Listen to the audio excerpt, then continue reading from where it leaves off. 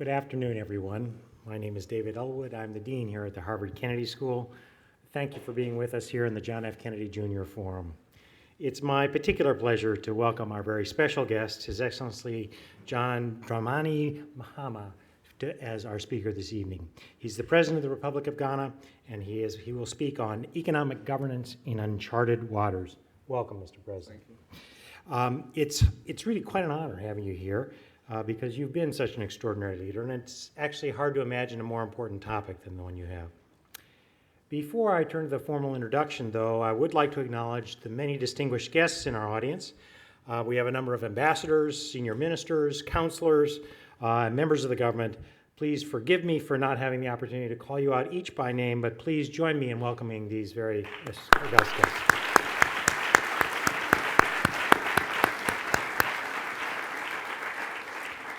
I do especially want to thank the Institute of Politics for all they do and the Office of University Marshal for making this all possible. Now, as virtually everyone in this audience, I suspect, knows, Ghana is a beautiful country on the west coast of Africa and is one of the most thriving democracies and economies in the continent. It encompasses plains, low hills, rivers, and Lake Volta, the world's largest artificial lake. Its cities present a varied appearance and buildings of modern, colonial, and traditional African architecture. It's a nation of many languages. Indeed, there are over 70 different ethnic groups, each with their own distinct language. With a population of approximately 25 million people, Ghana has perhaps the most enduring democratic experiment. It started in 1992. Many now look to it as a model. It has an incredible history of strength and resilience, and it was the first sub-Saharan African country to achieve independence from colonial rule. And its cultural diversity, friendly people, and proverbial hospitality, coupled with the geographic accessibility and active diaspora, have positioned it to meet the opportunities and challenges its peoples face. It has a rich and diverse resource space with primary manufacturing and exploration of digital technology goods, combined with automotive and ship construction and exportation, as well as exportation of diverse and rich resources, but especially cocoa. And let me just say on a more personal note, my daughter had the great privilege of working in Ghana during the summer of 2011, working on agricultural issues. She absolutely fell in love with the country, and she really loved the work. Our distinguished guest tonight has a vibrant career rich in service and learning. He received his BA at the University of Ghana and furthered his education by doing postgraduate studies in communication at the University of Ghana in the School of Communication Studies. He then went on to Moscow for further education. When he returned in 1991, he became the Information, Culture, and Research Officer at the Embassy of Japan in Accra.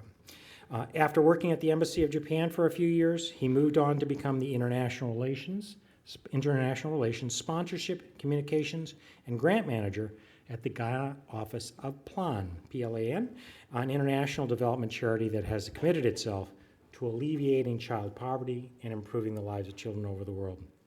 He then ran as a candidate for the Member of Parliament in 1996 and won on the ticket of the NDC. During the NDC administration of 96 to 2000, he was also a key member of the economic management team and played a very critical role in the publicity committee for the reintroduction of the value-added tax. He was reelected to Parliament 2 more times in 2000 and 2004. 2003, became a member of the Pan-African Parliament, serving as chairperson of the West African Caucus until 2011. In 2008, he was elected vice president along with President Adam Atta Mills, and their terms began in 2009. As vice president, he also served as the chairman of the National Economic Management Team, the Armed Forces Council, and the Decentralization and Implementation Committee, and the Peace Council in Ghana. Tragically, as everyone knows, the iconic President Mills died of illness unexpectedly in 2012. Mahama called it the saddest day in our nation's history and stated that he had lost a father, a friend, a mentor, and a senior colleague. He served out the remaining 5 months of Mills' original term and was popularly elected to the office in December 2012. He laid out a bold agenda for education, health, social policy, economic reforms, infrastructure improvements, and greater transparency. And indeed, Ghana has had very strong growth in the last 6 years, making it among the world's fastest growing economies. The World Bank reported the growth of 7.1% in 2013, for example. Still, there are some worrying signs: a high fiscal deficit, inflation running above 10%, and expected slowdowns in growth in 2014. And although Ghana has not registered a single case of Ebola, the country has experienced its repercussions as tourists and potential visitors postpone their visits. Yet, illustrating the leadership of Ghana, the country will serve as a hub for the international push for handling the Ebola crisis. It's one of many examples where President Mahama has been a powerful voice in Africa and the world. Mahama has committed himself to fulfilling the vision of creating a better Ghana by focusing on jobs, stability, and development. He is also an avid reader, an author, and a historian. He considers the combination of the study of history, communications, and social psychology as having had a tremendous impact in shaping his views, his thoughts, his understanding, and have contributed significantly to making him the person he is today. Over the course of his career, he's written for several newspapers and other publications, and recently published his first book entitled My First Coup d'etat and Other Stories from the Lost Decades of Africa. He's very good at titles. He's the winner of a great many honors and awards. It is our great honor to welcome the President of Ghana. Welcome, sir. Welcome to the Harnett Kings.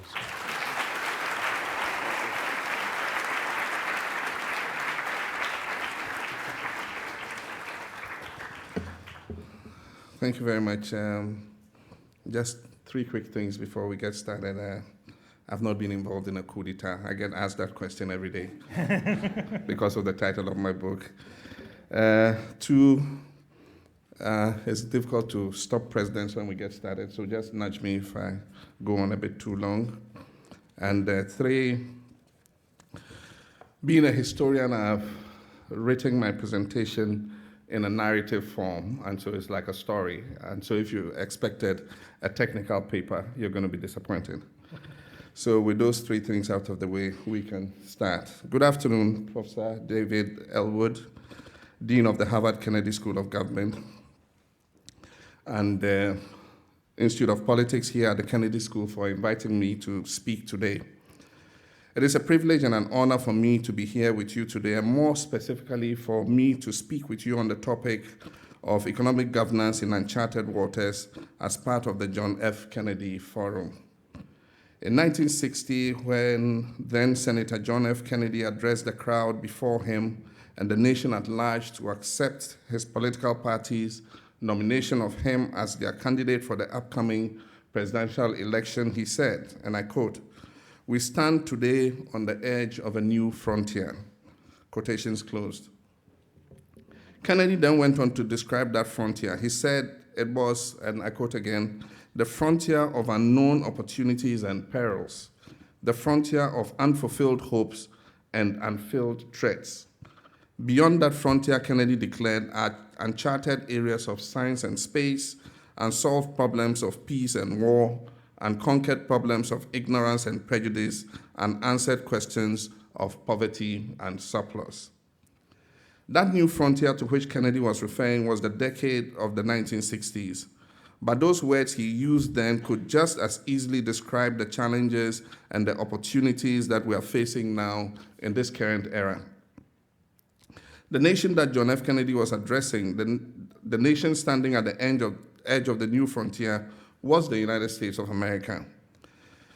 And yet I, the President of the Republic of Ghana, a nation that is far away from here across the Atlantic Ocean, could just as easily address my own nation and use those same words to describe the new frontier upon whose edge Ghana stands today. It is indeed a frontier of unknown opportunities and perils. It is a frontier of uncharted areas of science and space. It is also a frontier of unanswered questions of poverty and surplus. Even though the same words are applicable, even though the description is quite fitting, the new frontier of which Kennedy spoke, the new frontier that was facing the United States back then, is in no way identical to the new frontier of today, and certainly not the one that is currently facing my country, Ghana. In 1960, Ghana had only been a sovereign nation for 3 years. In 1957, we became the first sub-Saharan African nation to win independence from colonial domination. That victory seemed to spark a chain reaction throughout the continent, with nation after nation also gaining independence from colonial rule. That decade was dominated by names like Jomo Kenyatta, Patrice Lumumba, Sylvanus Olympio, Kenneth Kaunda, Nnamdi Azikiwe, and of course, our own Kwame Nkrumah.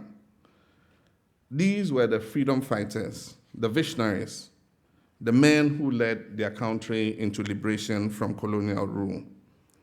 In 1960, not long after then Senator Kennedy delivered his address on the new frontier that he had envisaged, Dr. Kwame Nkrumah, Ghana's founding father and its first president, delivered a speech to the United Nations. In it, he described the new frontier that he envisaged not only for Africa, but for the world. In my view, Dr. Nkrumah said, and I quote, "We're passing through another scientific and industrial revolution, which should make unnecessary the division of the world into developed and less developed areas. We must therefore avoid economic thinking based on the conditions of the past. Above all, we must avoid an attitude of mind which applies in an area of abundance the economic theories worked out to serve an age of scarcity." Quotations closed. Those were heady times. The victory of sovereignty gave birth to idealistic prospects and ambitious plans. These were new countries, and these men, individuals like Jomo Kenyatta, Patrice Lumumba, Olympio, Kaunda, Azikiwe, and Nkrumah, were new to governance. They were freedom fighters, visionaries, leaders who now found themselves in the uncharted waters of governing their fledgling democracies. It didn't take long for that idealism and ambition to give way to corruption and coup d'etats. It didn't take long for nearly every new democracy in Africa to turn into a dictatorship, and for the continent as a whole to be plunged into poverty and economic crisis. After Dr. Nkrumah was overthrown in a coup d'etat in 1966, Ghana was subjected to a series of coup d'etats, one of which took place in 1972 and brought into power Colonel Ignatius Kutu Achampong, Colonel Ike Achampong for short. At the time Colonel Achampong took power as a military head of state, Ghana's population was a little more than 9 million people, and the country's debt was $577.88 million. One of the first policies that Colonel Achampong made was regarding the question of the high national debt and what to do about it. Yentua, he said. The translation of this statement from the native Akan language into English means, "We won't pay." It was as simple as that. We won't pay. But Colonel Achampong had a plan for Ghana. He believed that the country should not have to rely at all on foreign assistance and that we should be self-sufficient. So Achampong implemented a program called Operation Feed Yourself. He banned the importation of rice and requested that the Bank of Ghana issue direct commodity loans to local rice farmers and local rice mills so that they could purchase rice from the local farmers. And it just so happened that my father, E.A. Mahama, owned a rice mill and was also a rice farmer. He had been a politician for many years. He had indeed served as a minister of state in the government of Dr. Kwame Nkrumah. And so during the overthrow of Nkrumah, that is the coup d'etat, my father was held in detention and kept there for over a year. After his release, my dad decided to quit politics and literally just mind his own business. He returned to the northern part of the country where we come from and bought some land on which he intended to live a relatively quiet life as a rice farmer and look after his family. Colonel Acheampong's Operation Feed Yourself program was widely successful, so much so that he officially referred to the northern region, where there were several rice mills, including my father's, as the granary of Ghana. Ghana was producing so much rice that we're even able to begin exporting some of it overland to countries like Mali and Burkina Faso, which was known as Upper Volta at the time. It was renamed Burkina Faso in 1984. It wasn't just rice that was being locally produced in abundance. It was also maize, tomatoes, yams, cassava, and so many other food products. Within a short period of time, Ghana's entire agricultural industry had been completely revitalized. Indeed, most people even started growing herbs and vegetables in their backyards. Operation Feed Yourself was not Colonel Acheampong's only successful project. There was also Operation Keep Right, which switched Ghana, a former British colony, from driving on the left side of the road to driving on the right side of the road, like the rest of the world. And this took place in 1974. And for Ghanaians who lived at the time, they will recognize the popular jingle that was used for this operation as Pipi, pi, pi, enyifa, na, nyen. Okay, good. Colonel Acheampong also launched the National Reconstruction Program, which was aimed at employment promotion and the teaching of practical and vocational skills. Initially, my father was a staunch supporter of democracy and was therefore not a fan of Colonel Acheampong, because in his mind, Acheampong was a coup maker. But after witnessing the transformation that was taking place in the country, especially the return of citizens' morale and national pride, even my dad could not deny the fact that technically, despite the fact that Acheampong was a dictator, Acheampong had a vision and was leading the country in a positive direction. My dad felt that if Colonel Acheampong maintained his programs and then returned the country back to democratic rule, he might very well be remembered as one of the greatest leaders Ghana had ever seen. My father was so convinced of this that he sat down and wrote Colonel Acheampong a letter of praise. In that letter, my father, a seasoned politician, also offered Acheampong a bit of advice. He said, and I quote, "Learn to leave when the applause is the loudest."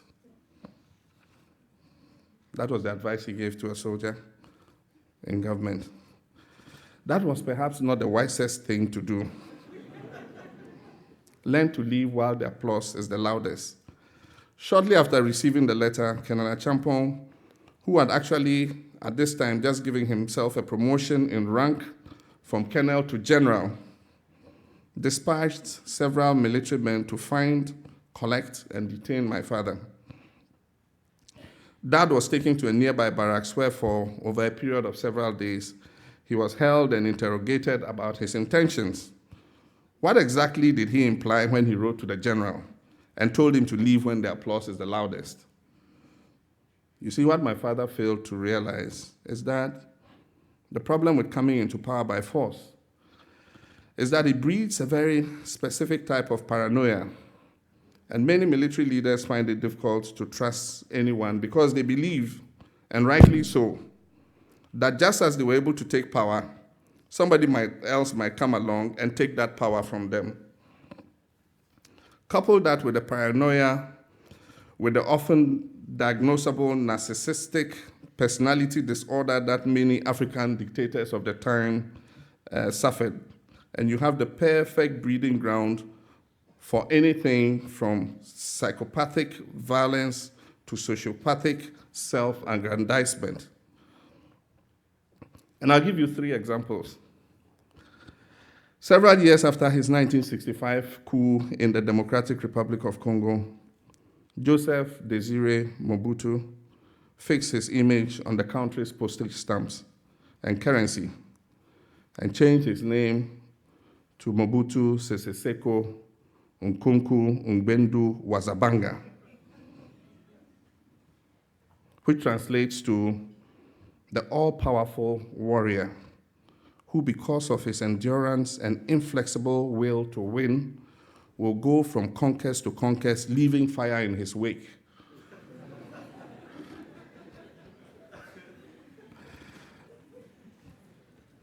There's another. In 1969, after the coup in Libya, Colonel Muammar al-Gaddafi declared that he was the leader of the Arab leaders, the king of kings of Africa, the imam of all Muslims. He rejected the title of head of state or president, and instead he adopted the official title, brother leader, guide of the 1st of September Great Revolution of the Socialist People's Libyan Arab Jamahiriya. And the third one is my favorite. In 1971, after the coup in Uganda, then Major General Idi Amin Dada promoted himself to Field Marshal. He then assumed the title, His Excellency, President for Life, Field Marshal Alhaji Dr. Idi Amin Dada. He then started bestowing upon himself various decorations and end titles, such as CBE, Conqueror of the British Empire.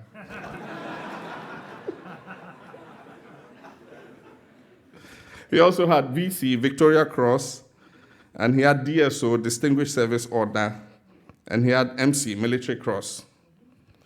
By the end of his tenure, his complete self-giving title had become, and I quote, His Excellency, President for Life, Field Marshal Alhaji Dr. Idi Amin Dada, VC, DSO, MC, Lord of all the beasts of the earth and fishes of the sea, and conqueror of the British Empire in Africa in general and Uganda in particular.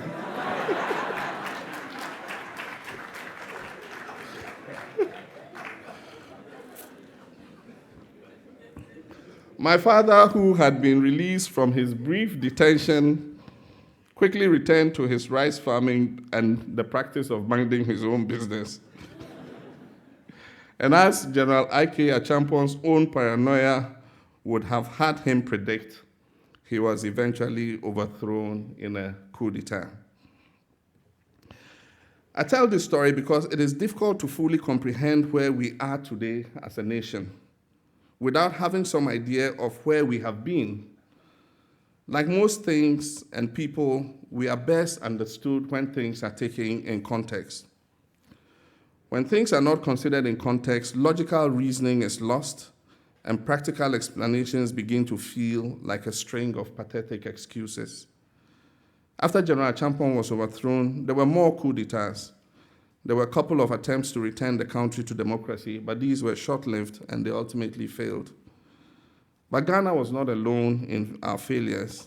The political instability and mass corruption that was taking place in most African countries led the continent into a period that is often referred to as the lost decades. During that period of time, the majority of countries in Africa experienced a brain drain, a mass exodus of artists, intellectuals, academics, skilled professionals, and politicians who went into voluntary or forced exile. Africa collectively also experienced extremely poor economic performance. A number of countries even had zero economic growth. During that time, Ghana's economy was actually shrinking. In the mid-1980s, under the leadership of our last military head of state, Flight Lieutenant Jerry John Rawlings, Ghana sought assistance from the International Monetary Fund in order to launch what we called an economic recovery program. The IMF and the World Bank were both created in July 1944 during a conference that was held in Bretton Woods, New Hampshire. The goal of that conference was to devise ways in which to assist individual member nations with their economic growth and development so as to ensure a stable and prosperous global economy. The IMF's stated mandate is to promote international monetary cooperation and provide policy advice and technical assistance to help countries build and maintain strong economies. The fund also makes loans and helps countries design policy programs to solve balance of payment problems when sufficient financing on affordable terms cannot be obtained to meet their net international payments. But the IMF's assistance came with conditions. Among them was the institution of various structural adjustment measures that required governments to cut public spending by, among other things, eliminating subsidies for food, agriculture, medical care, and education, and also privatizing state enterprises and raising interest rates. The structural adjustment programs really proved to be a one-size-fits-all solution. They did not take into consideration each country's specific needs, nor were they concerned with the issue of long-term sustainability after the achievement of short-term fiscal stability. Because of this, the IMF had many critics, and none of them harsher than Kenneth Kaunda, Zambia's first president, who likened the institution, that is the IMF, to a mad doctor who prescribed the same medication for all patients regardless of their illness. And actually what Kaunda said, and I'll quote it, it's a classic quotation, and in quotation marks, the IMF doesn't care whether you're suffering from malaria, a cold, or a broken leg, Kaunda said. It will always give you quinine.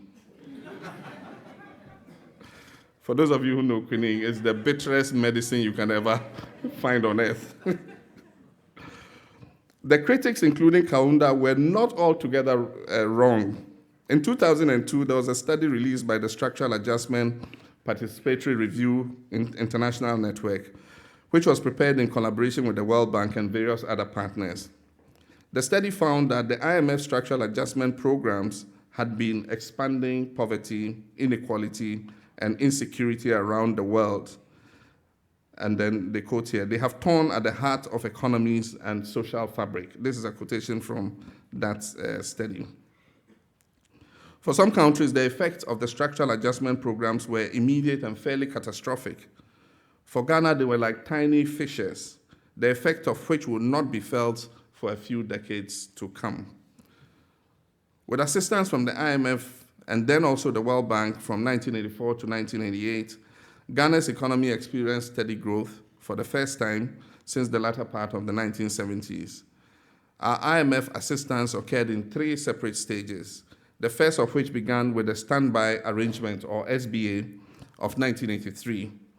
The primary goal of that stage was to revive unproductive sectors and curb inflation through increased fiscal and monetary discipline. The second stage, which began in 1987 and stretched through to 1990, had the goal of economic restructuring and social service renewal. The final stage began in 1998 and took on the task of macroeconomic stability and financial transparency. Not surprisingly, these movements towards economic stability ran parallel to the movement the country was also making towards political stability. In 1992, Ghana was fully returned to democracy and constitutional governance. Since then, we have had 6 successful elections and peaceful transfers of power. That consistency ensured an uninterrupted flow of services and policies. It also allowed for the strengthening of institutions and the steady weeding out of corruption. In 2002, Ghana was granted debt relief through the Highly Indebted Poor Country Initiative, HIPIC, which is a joint program of the IMF and the World Bank's International Development Association. Under the initiative, the total debt relief from all of Ghana's creditors amounted to some $3.5 billion in nominal terms. Flash forward 10 years to 2012.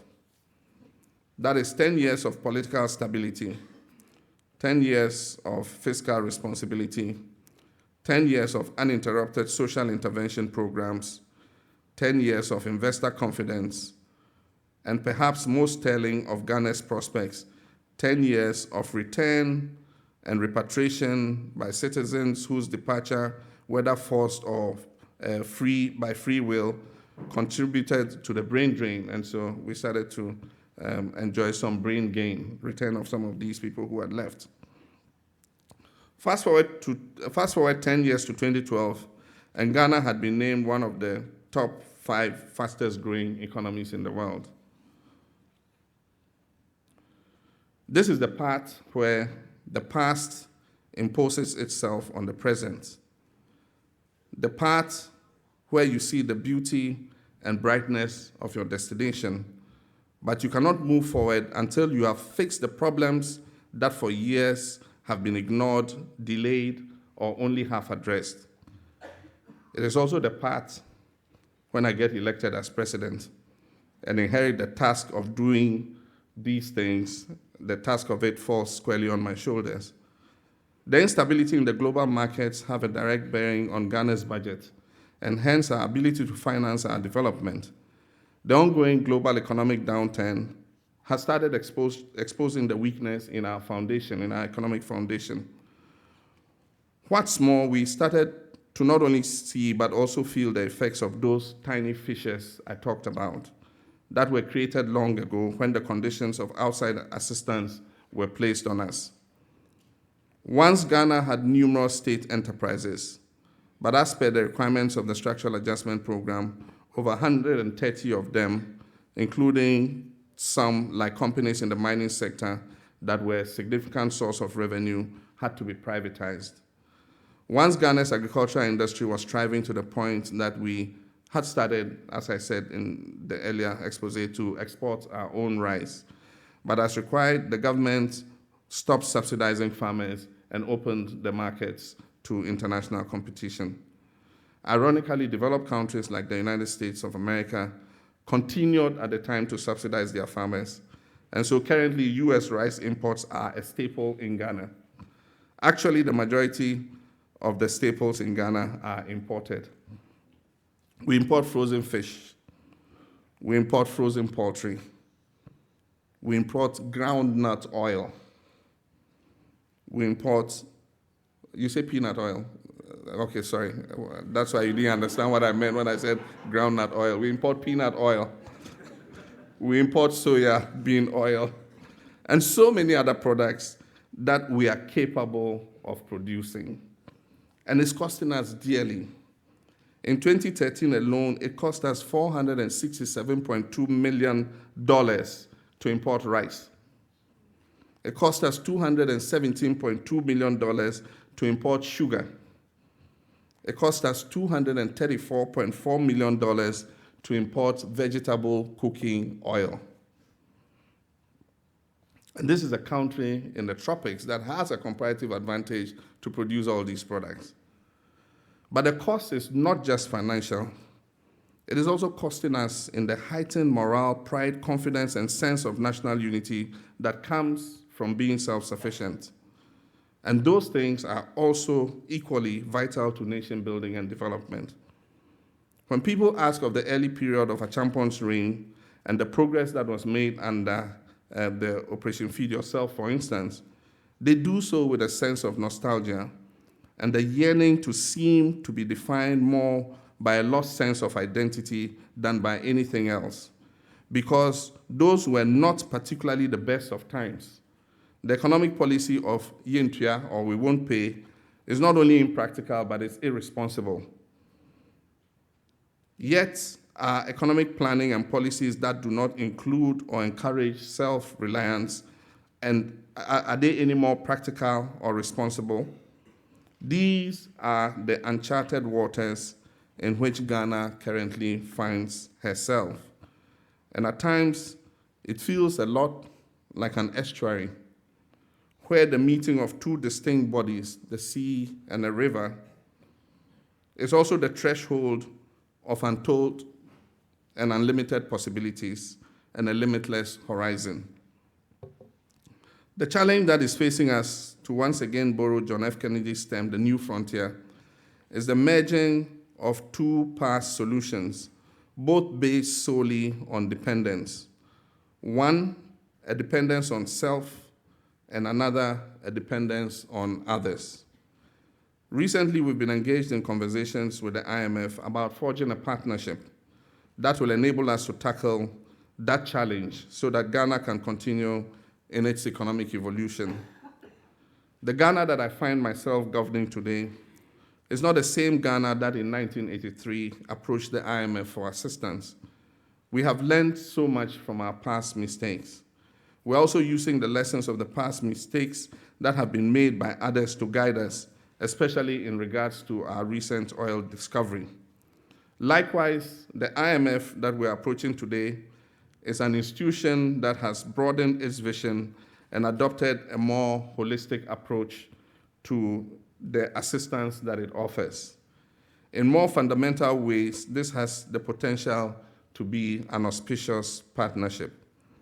One of my favorite quotes by Dr. Kwame Nkrumah is this one, and I quote, "We face neither east nor west, we face forward," quotations closed. Though Dr. Nkrumah spoke those words about Ghana as a newly liberated nation, I believe that they just as accurately describe where Ghana finds herself today. We face neither east nor west, we face forward. Ladies and gentlemen, this is an exciting time for Ghana. We're in the midst of a transformation, a metamorphosis from a lower middle income country into a fully fledged middle income nation. As with all changes, it can at times feel daring and at times feel daunting. Nevertheless, we allow ourselves to succumb to it, to be shaped by it. We allow it to lead us towards our greatest promise, and that is a destination that can never be charted. It can only be discovered through trial and error. It can only be discovered by learning from our past mistakes. I thank you very much for your kind attention.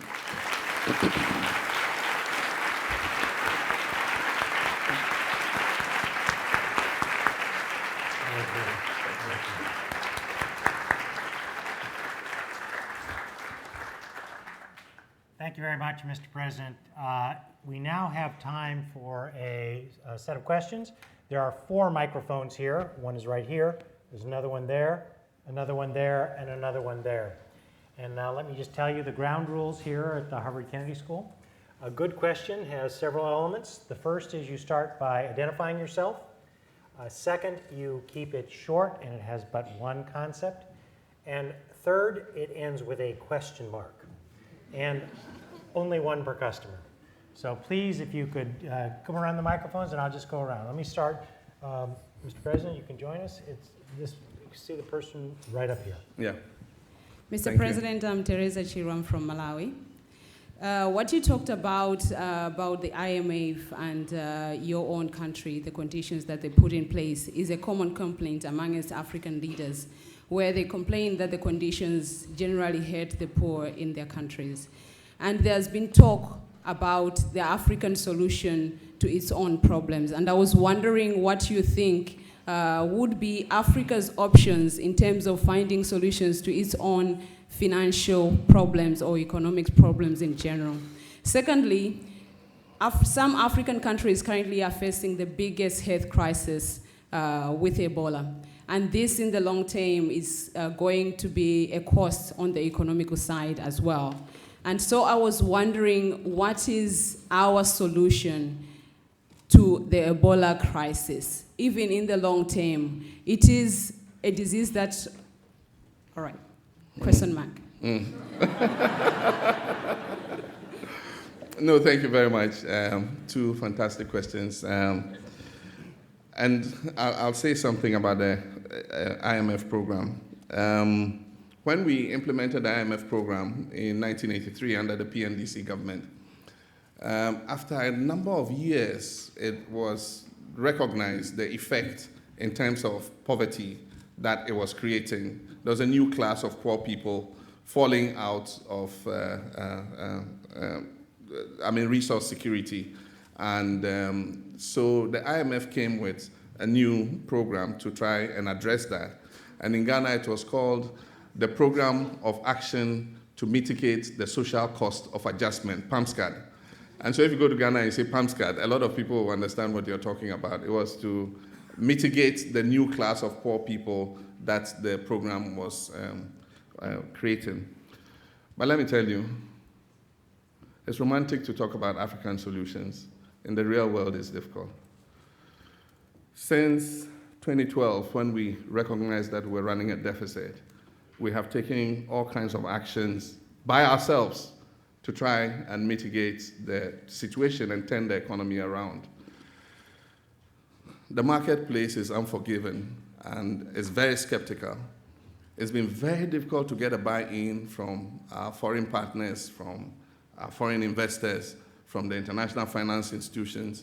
Over the last 3 years, every single credit rating agency has downgraded Ghana.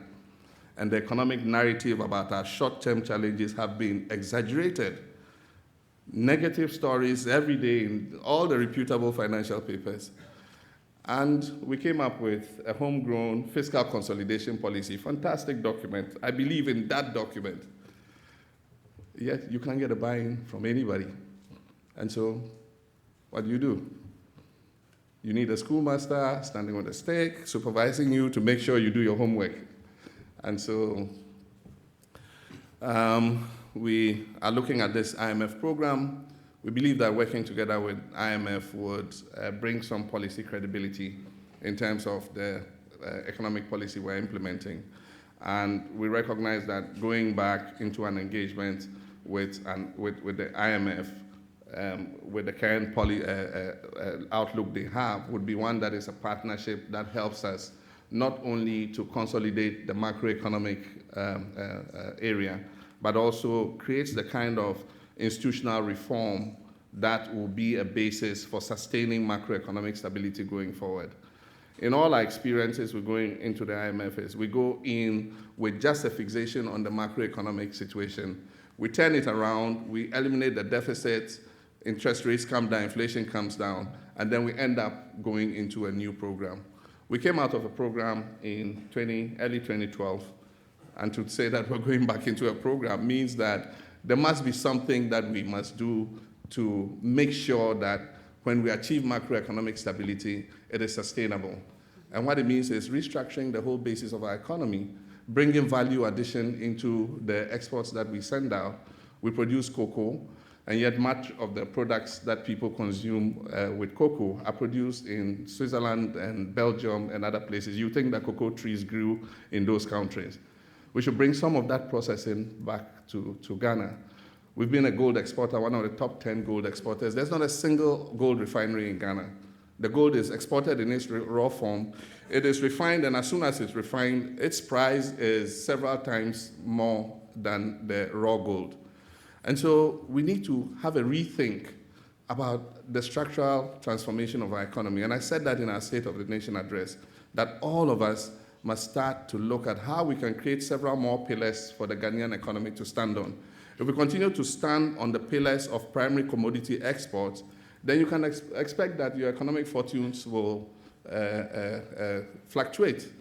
Anytime global commodity markets are affected and there's a dip in cocoa prices, there's a dip in gold prices, you can expect that the economy will suffer.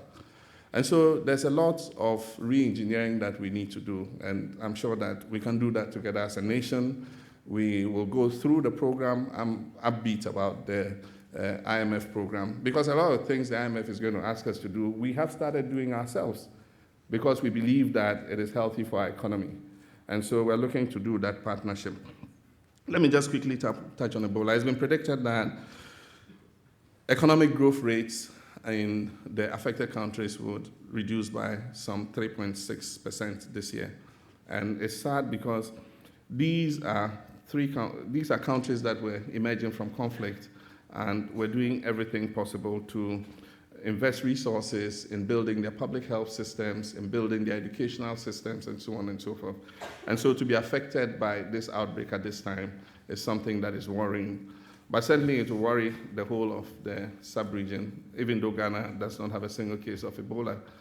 The fact that we belong to the same sub-region, drives that same perception that if anybody stepped on your shores, they will come down with Ebola or something. And so there are major visits. We're expecting investor groups. There are major events that were supposed to take place in Ghana this year. We have received notices of postponement. But happily, with the advocacy we've been doing, the international response has kicked in. And I believe that with the kind of response we're seeing, including the UN's announcement of a mission for emergency response in Ebola, I'm a born optimist. I believe that in the next 9 to 12 months, if the treatment centers are set up, if the isolation centers are set up, if we get the personnel, it's not just the logistics alone. These countries have a shortage of health workers. They don't have enough nurses, they don't have enough doctors. And so we also need volunteers to go in there and help to stem the outbreak. And so everything being equal, if all these things come together properly, then hopefully within 9 to 12 months, we should be able to turn this around and send Ebola back to wherever it came from. Thank you. Thank you so much. That did end in a question mark. There were, however, 2 questions. So for the future, 1, go ahead.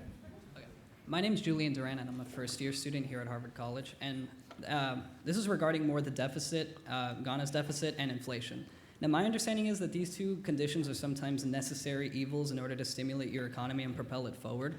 But there's also the issue of concerning yourself with fiscal responsibility. So my question to you is, what do you value more? Fiscal responsibility, in other words, taming inflation, keeping the deficit down, keeping the deficit lower?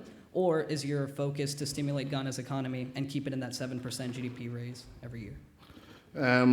You can stimulate the economy by running a deficit if you have a robust and strong economy. And so you do that deliberately to stimulate it and get it to grow. If you have a fragile economy like we have in West Africa, deficit financing, of course, some deficit financing is important, but a greater sense of fiscal responsibility is very necessary, and that's what we're going to do. You must get the balance right, and I guess that the finance minister and his team, are working on that. Right over here. Mr. President, thank you. My name is Amandla Ombaka from Kenya. My question is about legacies of generations. You spoke about the Nkurumas and the Kenyattas of this world who gave us independence. You talked about the Mobutus and the Idi Amins of this world who took us to the lost decade. When I look at this current generation of leaders, I think of them as trying to anticipate growth. And when I think about my generation, I think about regional integration. So what is your perspective on the legacy of leadership that your generation is trying to leave behind? And what are your hopes for the legacy that young Ghanaians and young Africans will take forward? Tough question.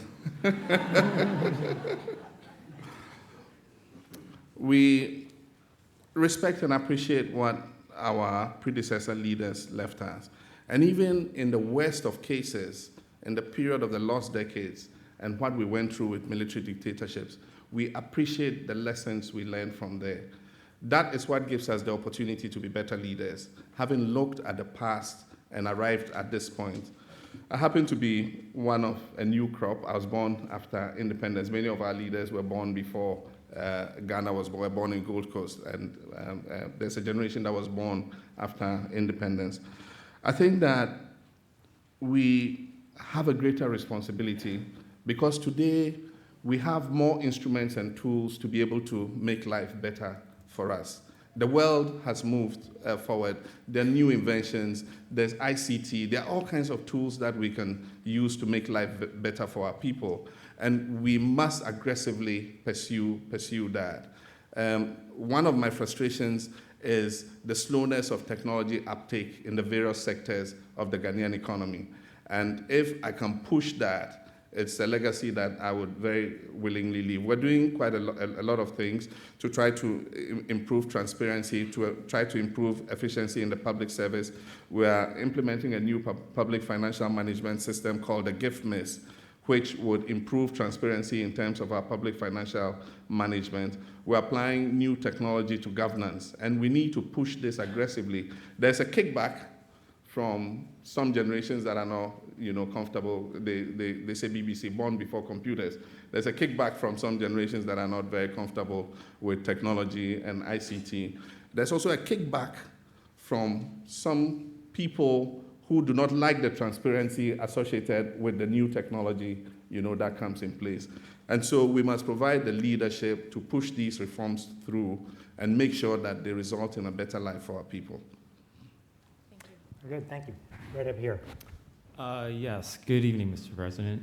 I'm David Rose, a first-year Master in Public Policy here at the Kennedy School of Government. And my question to you is what is your opinion of the risks and opportunities involved in accepting sources of funding and development assistance from non-IMF sources, such as China?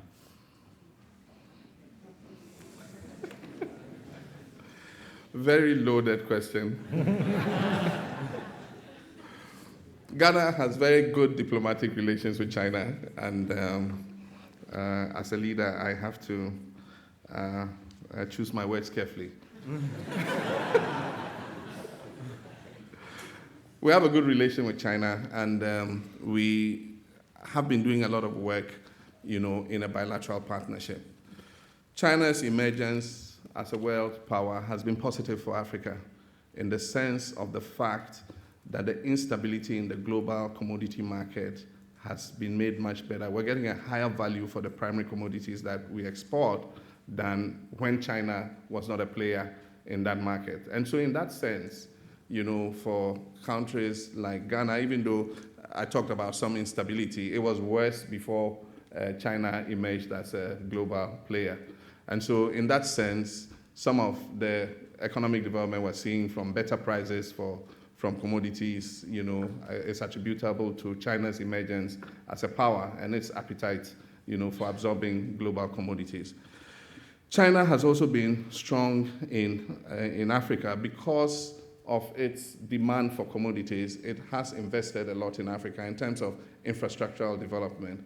And so some of the resources that we need to invest in economic infrastructure has been forthcoming from China.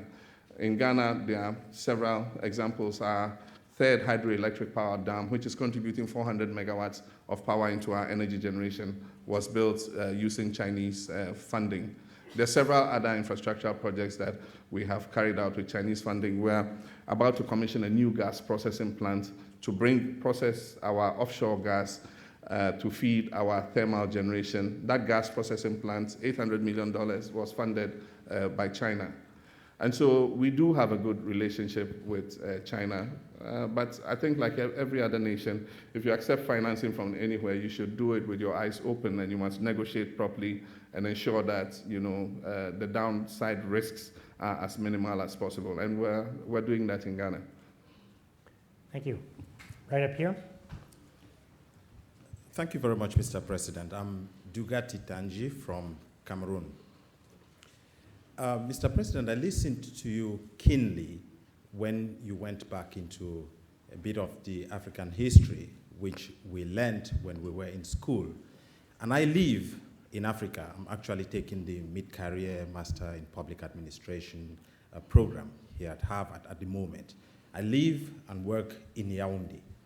If you tell me at 4 p.m. in Yaoundé that I have a meeting in Paris the next morning at 9 a.m., I can confirm I would attend the meeting. But someone asked me to meet him in Ghana, gave me 4 days notice, and I was unable to confirm. And I actually took 3 days trying to find out how to get to Ghana from Yaoundé, and it was a problem for me. The reason being that, one, I didn't know how to get a flight to Ghana, a straight flight. Secondly, I needed a visa to go to Ghana, me from Cameroon. Vice versa, a Ghanaian needs visa to get to Cameroon. Now, the question I would like to ask, I listened to you, you said nothing about the AU. And I thought the AU would be a source of hope for those of us who are interested in living and working in Africa. Now, how do you feel sitting in a meeting with people who've been in office for 30, 40 years? You came to power through democratic elections. Some of them are not living. And the second question? Sorry. Sorry, somebody else got to beat you to that. No, thank you very much. And I'll It's a good first question, so let's stop I'll answer there. that very quickly. First, with your allusion to air travel and the interconnections between our countries, I must tell you it's improved dramatically. I mean, in past times, if you wanted to travel to some other part of Africa, you had to fly out of Africa and fly back into Africa. That situation has improved radically with increased investment in aviation. I've experienced the frustration you talked about before. I was selected to participate in a UNDP program in Yaoundé, and I had to travel from Accra to your country, to Yaoundé, to attend that program. I had to take a flight from Accra to Togo, and then take Cameroon Airlines from Togo to Douala, and then wait at the airport for 7 hours to catch a flight from Douala to Yaoundé. So I know what it's like. I mean, it took me, by the time I got to Yaoundé, I was all dizzy and from traveling and waiting. So I understand what you mean. But I mean, there's more investment coming in aviation, and I find now that there are hubs where you can interconnect fairly easier than you did in the past. But yes, that is the tragedy of Africa, integration. If we absorbed you into ECOWAS, you are in the Central African Regional Economic Group, then you travel to Ghana visa-free.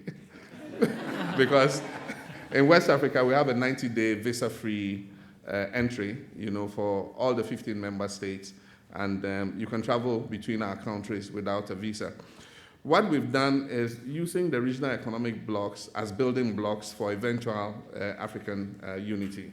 And I believe that with some of the things we're doing within the regional economic blocks, if we take down the barriers between the blocks, we'll find that we're better able to plug in, a more integrated Africa than we've had.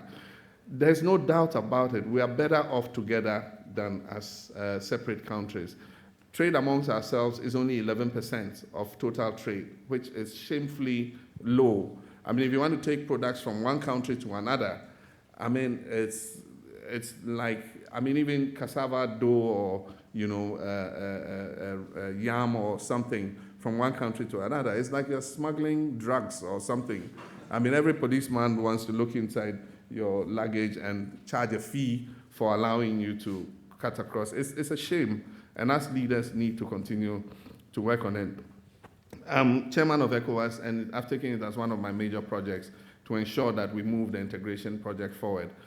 Under my chairmanship, we held a meeting in Dakar, and we agreed a common external tariff, and that is a first step towards harmonizing the tariffs within our sub-region and creating a free trade area. In some parts of Africa, they've moved a step further. In SADC, they are closer to a free trade than we are, but all of us must speed up this work in our different sub-economic regional zones. And once we've done that, we can plug in and become one integrated whole. Thank you. Right here. Thank you, Mr. President, for coming to Harvard today. Thank you. My name is Joseph Luna, and I'm a PhD candidate at the Department of Government, and I've just returned from spending 10 months in your country conducting research for my degree. Okay. Mr. President, as I traveled around the various districts of your country, I was honored to meet many local opinion leaders and public officials to learn about their experiences with local government. However, I frequently heard complaints from these opinion leaders concerning the quality of public services being delivered by the district assemblies. In particular, many of them felt unable to criticize assemblies because they were not experts, or they feared being labeled as political. Mr. President, what would you say to these opinion leaders, and what steps is your administration taking to ensure that communities can engage in open and critical dialogue with the local government system? Thank you. Fantastic question. Ghana has advanced in terms of decentralization, and indeed, it's one of the things that contributes to Ghana's political stability. We have the district assemblies, like you indicated, and there are 216 of them. And our constitution cedes 8% of total national revenue directly to the assemblies. And they decide on their own what they want to use the money for. And so they use it to build schools, they can build clinics, they can build all kinds of things. Now, we chose the assembly system because we believe it must bring about accountability. And so there's a district chief executive who's the political head, and there are the assembly members who are elected. Now, the assembly members are supposed to represent different electoral areas. And so in drawing up the budget for the district, it must be approved by the assembly. And the assembly has a presiding member. And so it's like a mini parliament in the district. We have been educating our people to understand that the power rests with them and that the district chief executive is accountable. We must take the next major step to put power right in the hands of the people, and that is to make the position of district chief executive electable. And so if these people know that it's the people who at the end of the term will decide whether you continue in office or not, then it will shift power into the hands of the people. And so it's one of the reforms we are considering in the Constitution, to make the position of district chief executive electable. But there are other legislative challenges with regards to transferring fiscal responsibility to the district assemblies. There's a kickback from the MDA level because, of course, nobody wants to relinquish power. But we're taking those steps. We're bringing especially the health sector and the education sector into the whole decentralization mix. Thank you. Right over here.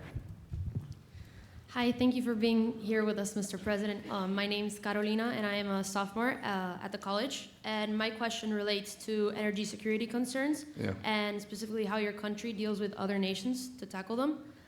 Can you speak more about how your administration has dealt with the growing energy demands and specifically the challenges it faces with other nations? And off the top of my head, I can say Nigeria and Cote d'Ivoire when trying to fix these. Okay, I get you. Yes, one of the binding constraints to Africa's development is lack of adequate, affordable power.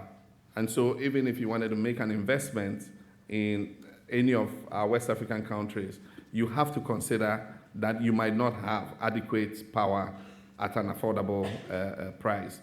And so Ghana, after a constraints analysis, came out with the decision that the next compact we're going to do with America should be directed at the energy sector. Because what we're doing is trying to position ourselves as the power hub for the whole of West Africa.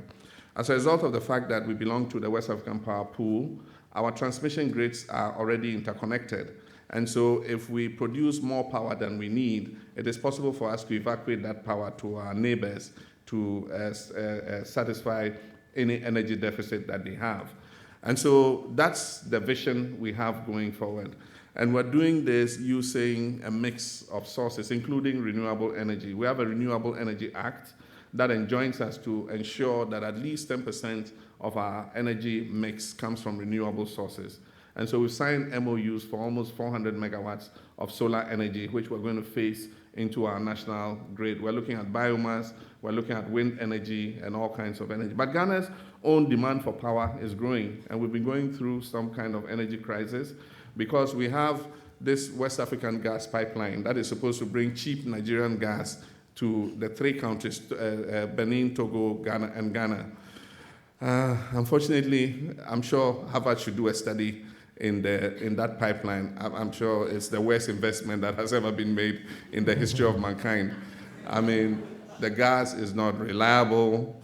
On any day, I can't plan my energy generation based on the West African gas pipeline. We just came from 1 week of no gas because oil and gas workers in Nigeria went on strike for 7 days, and so no gas in the pipeline. So we shut down 300 megawatts of power. That's what we face. And so what Ghana is trying to do to assure energy security is to bring onshore our own gas, which we have, and we hope to commission our gas processing plant by the end of this year, and that will produce 150 million standard cubic feet of gas, enough to generate about 600 megawatts of power.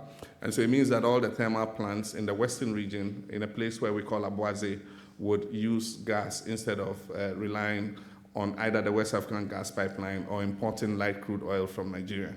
And so that's the situation with Ghana. Thank you. We have time for just 2 more questions, right here. My name's Nick. I'm a first year at the college. Given your educational background and your emphasis on in the field of communications, I was wondering if you can speak to the importance of Ghana's perception within the international community.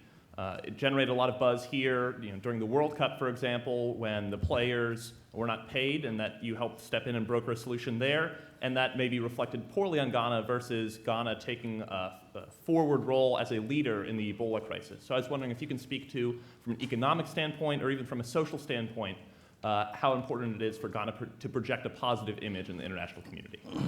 Thank you very much. Those are the tiny fishes I talked about that we have to continue to deal with in present leadership. I think that one of the things that make for effective leadership is to learn from the mistakes that you make. And I think that what happened in Brazil, was a mistake that should never happen again. It affected the morale of our players, and no wonder we were kicked out of that tournament. We are conducting a postmortem. There's currently a commission of inquiry into all the events that took place in Brazil, and based on the report of that commission, we will take corrective measures to ensure that something like that never happens again. But congratulations to the United States. We were third time unlucky, and you defeated us in the game we played together.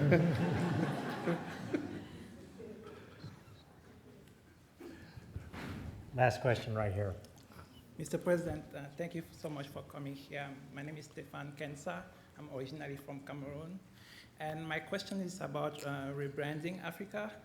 And so I feel a little bit frustrated to have an African leader come here at Harvard and remind us of the leaders that we're trying to forget about, and talking about them in the tone that you use. And I wonder then, since some of those type of leaders are still in power, when you meet them at African Forum, since you have the opportunity, what do you tell them? I mean, no, because thank you. Thank you very much. As a communications person, I'll tell you, rebranding is not sweeping your past under the carpet. It's learning from your past, and that's exactly, what I was doing here. I mean, America has its past. I mean, there are dark things in the past of America. Europe has its past. There are dark things. I studied history, and I know what happened in the Middle Ages in Europe. Women were thrown into the lake if they were suspected to be witches, and if they managed to swim and come out, they say, yeah, she's a real witch. And then they put her to the stake and put fire on her. If she drowned, they say, oh, God bless her soul, she was not a witch, but you're dead anyway. I mean, so every part of this world has, a part of its history is not proud about, but you don't sweep it under the carpet. You must learn from it. And so when I narrate these things, it is that we must make sure as young Africans that we don't go to that past again. And that's why I recounted that history. But rebranding, yes, we should rebrand. Let's put our positive foot out. And I'm happy to note that the international media attitude towards Africa is changing. Before, Africa got mentioned in the media only when there was a conflict or there was a famine or an outbreak of Ebola. Today you can watch the international news media, and it's not only negative stories, because of course in the media negative stories sell, but also you see an attempt to showcase Africa in positive stories that all of us see on CNN African Voices and all that. So I think that the situation is shifting, and we should take advantage of the new interest that is being generated across the world in Africa. So let me take advantage of my position to ask you one last question. By the way, I should say it wasn't just Europe where they drowned some alleged witches. It was very close to here, about the time Harvard was founded, actually, in Salem. So we have a lot of people in this audience that would love to be a leader, would love to make a difference and to have a chance to make their country better. Do you have any words of advice for them as they think about how to make a difference and move forward?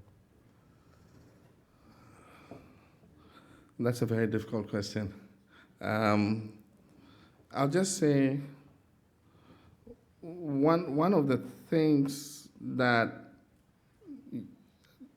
distinguishes leaders is to try to think outside the box about limitless possibilities.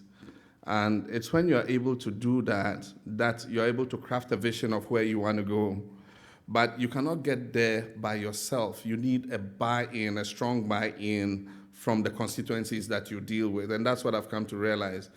Often leaders are one step ahead because they see the picture, they see a vision, and they expect that everybody is seeing the same picture that they see, and so you should be right behind them and moving towards that vision. In real life, it doesn't happen like that. It can be frustrating, it can be slow, it can be, so difficult, to get people to see the same picture that you see. And so getting a buy-in, thinking outside the box, seeing a vision, but getting a buy-in from the constituencies that you need in order that you realize, the objectives of your leadership is the most crucial, is the most critical.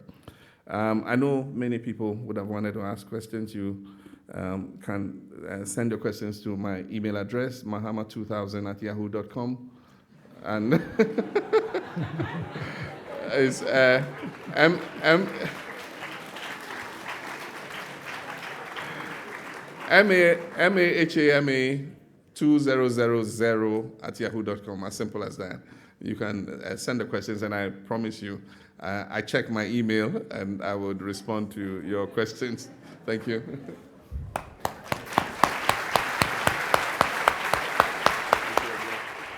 It's really fun.